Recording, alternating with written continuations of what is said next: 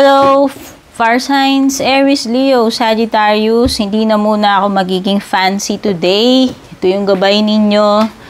So, kung usual nilalagyan ko ng timestamps, may baltic ako ngayon, hindi ko muna lalagyan. Masyado kasing time consuming. So, kung mag-resonate sa inyo, Aries, Leo, Sagittarius, no?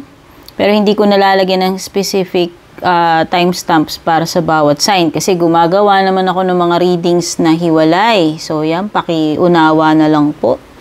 At kung gusto nyo yung mga specific readings like specific sa iyong sun, pumunta ka na lang dun sa individual na signs. So, mas maganda po kung alam ninyo yung inyong sun, moon, and rising. Sun, moon, rising, and Venus placements kasi para mapanood nyo rin yung ibang signs. Yan. So, i-research nyo lang yan sa Google para malaman nyo ano ba yung sun sign, moon sign, yan. No, usually, 4 yung mga natin. 4 sa placements ng bawat isang tao. Okay? So, if you're new here nga pala, I'm Purple Teen. At kung hindi pa po kayo nakaka-subscribe, please don't forget to subscribe dito sa aking YouTube. Paki-like and follow na rin ang aking Facebook page, TikTok, and Instagram. At gumagawa rin po ako ng personal readings. Although may bayad, syempre wala na pong free ngayon. Ang free na lang ng mga readings ay itong mga napapanood ninyo sa YouTube, or kung meron man pong dakila na gumagawa ng mga free reading pero parang wala pa ako nakita. No, usually pag nagla-live, pwede pa. Yan, doon po ako nagbibigay ng free readings kapag live.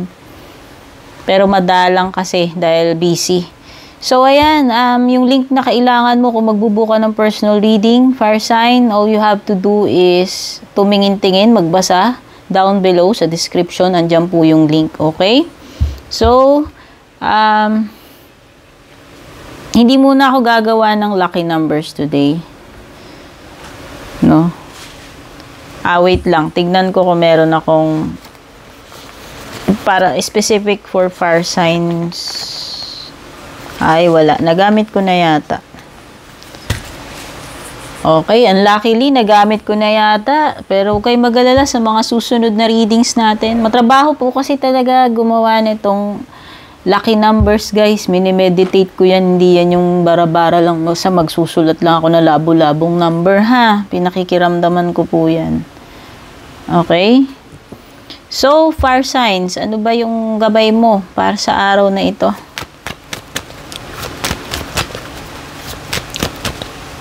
What is your main energy? You have the Knight of Wands.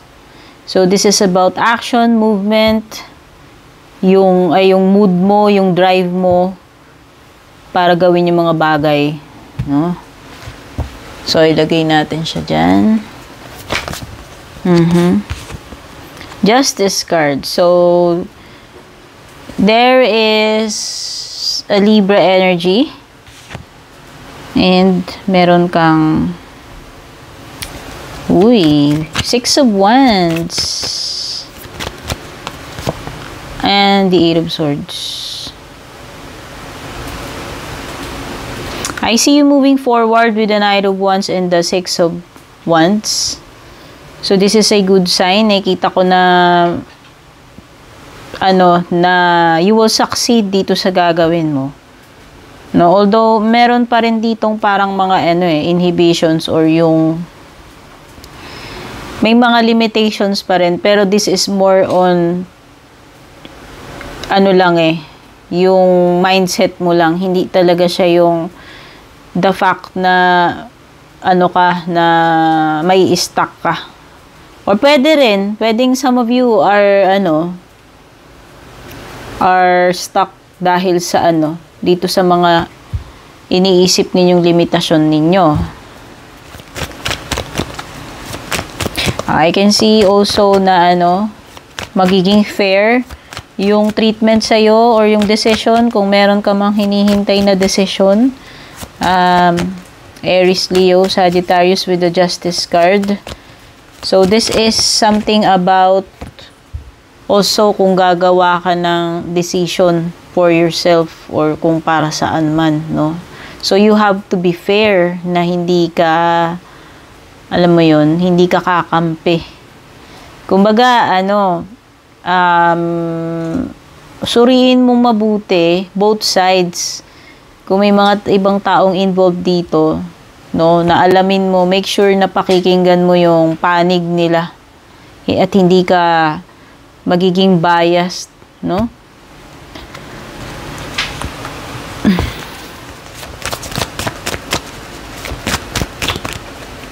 So, pwedeng anything about legal matters kasi you have the justice. So, ibig sabihin anything na sakop ng batas, governed by rules, no, or agreement.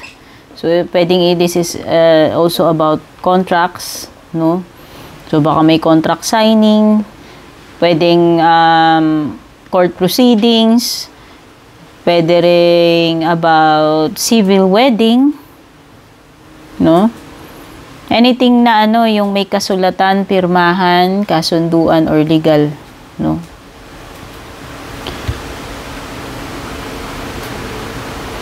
So, nakikita ko dito, if naargabyado ka man, pagdating sa pera, or any kind ng injustice, or naargabyado ka, whether sa pera man yan. Pero more on, ang na-feel ko dito is about money.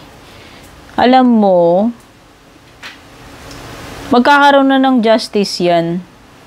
No? Kung halimbawa, na-scam ka man dito, hindi man ito hustisya na nakulong yung gumawa, but magkakaroon naman ng karma. No? Mabalitaan mo man hindi, yung gumawa sa'yo ng pang-aargabyado, yan, magbabayad at magbabayad yan.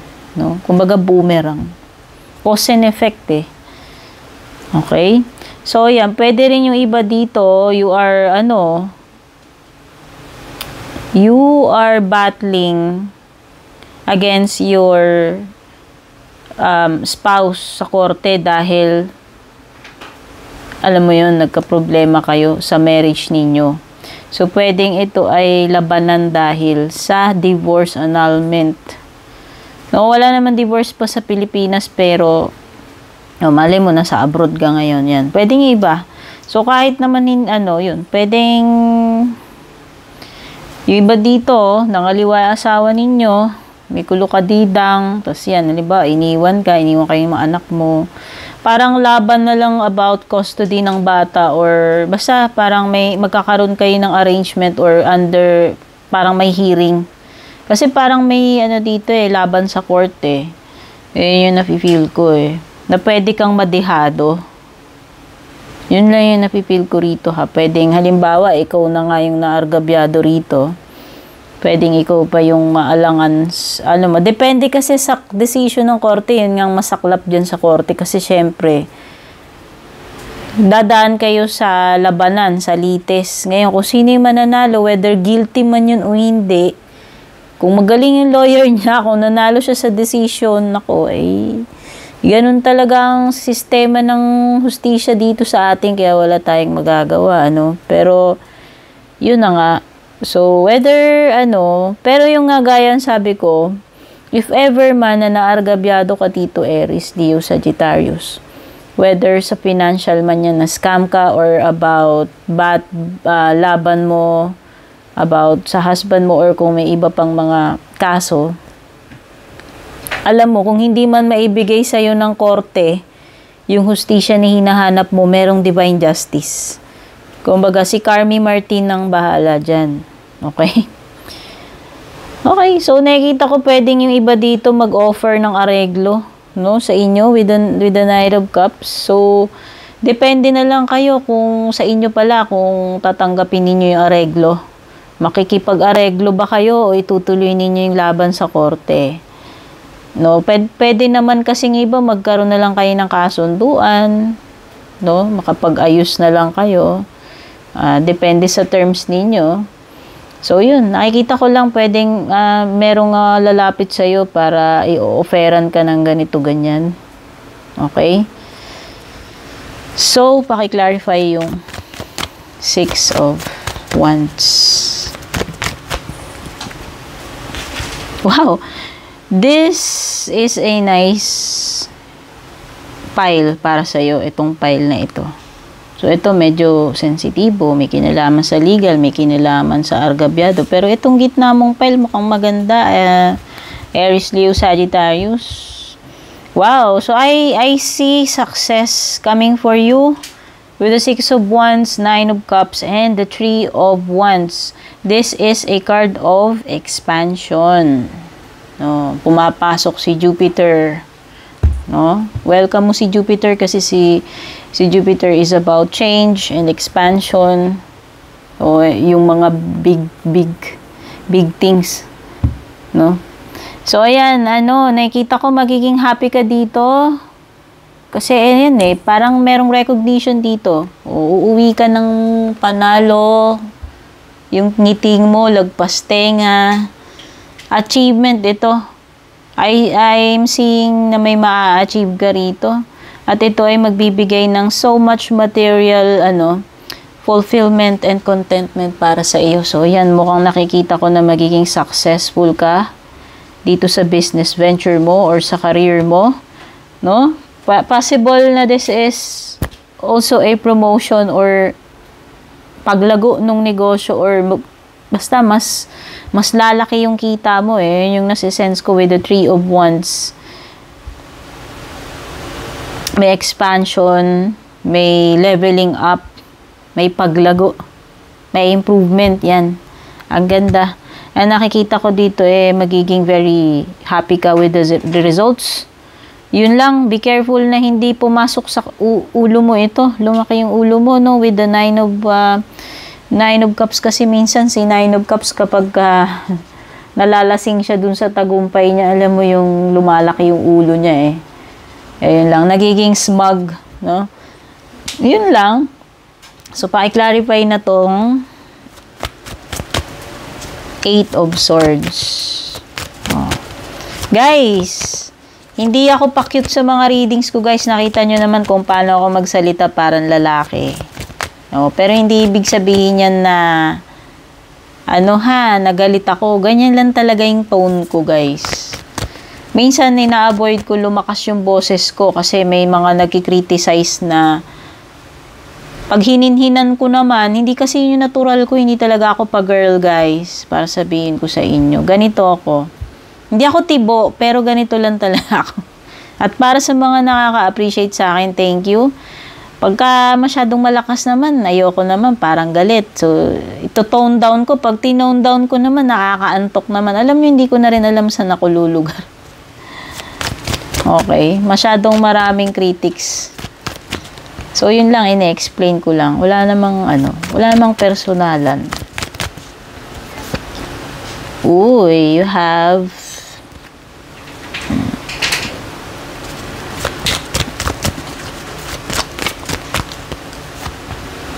okay. Merong Aries energy with the Emperor card. Alam mo na, nafe-feel ko dito, parang wala kang ngayon, yung lakas para gawin yung mga pinaplano mo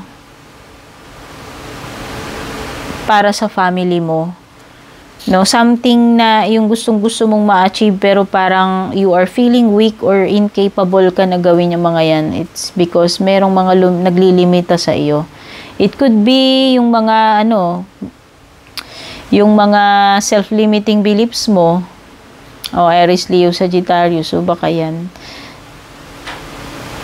Okay. So, alam mo, nakikita ko, you have an option na makaalis dito sa ganitong situation. Ang nakikita ko lang is dapat baguhin mo yung mindset mo. Maging positibo ka. At dapat laging iniisip mo ay may paraan. Kasi pag iniisip mo na wala, hindi ka na talaga makakaalis dyan sa kinasasadlakan mo na ikaw din naman ang gumagawa niyan sa sarili mo. Yan yung imprisonment na yan is caused by you. No? Na you are being crippled by your yung self-limiting beliefs na hindi naman dapat. No? Pwede kang maging masaya, alam mo yun. This is also about happiness, fulfillment. Ma-achieve mo, alam mo, kung anong susi. The key is maging responsable ka. Ayan, no? The Emperor. Owning up to yourself. Magkaroon ka ng guts, magkaroon ka ng balls, no? Yun yung sinasabi dyan. Doon mo ma-achieve itong itong happiness na hinahanap mo, itong fulfillment.